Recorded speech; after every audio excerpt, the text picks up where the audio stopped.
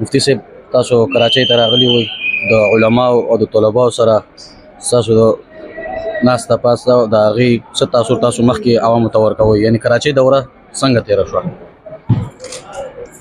وعلیکم السلام ورحمت الله وبرکاته.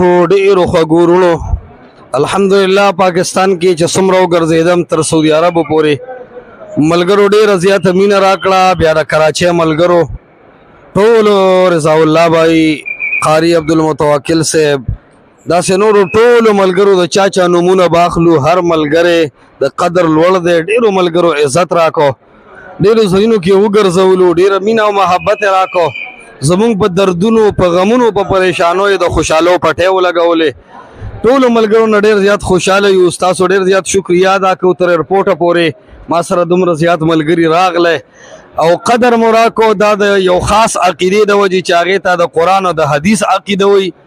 دا عقیده باندې د الله سبحانه وتعالی مونږ بیا یوځای کی او په دې عقیده باندې د مونږ تاسو الله سبحانه وتعالی جنت کې یوځای کی او ډېر اکرام مو راکو. زما واپسی ده زمانه به خامخا د بشري تقاضو مطابق څه غلطۍ شوي بیان کې به ځینې خبرې سختې شوي.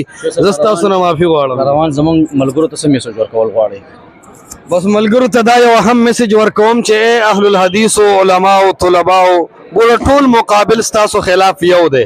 د قرآن او د حدیث د منهج د وجنه اتفاق اتحاد ساته مینې محبتونه ساته او د منهج سره اخلاص سره یو شي او دا وغواړي چې دا د قرآن او د حدیث منهج الله په تمامه کراچۍ نه بلکې تمام پاکستان باندې خور کی. جزاکم الله خیره. جزاک الله.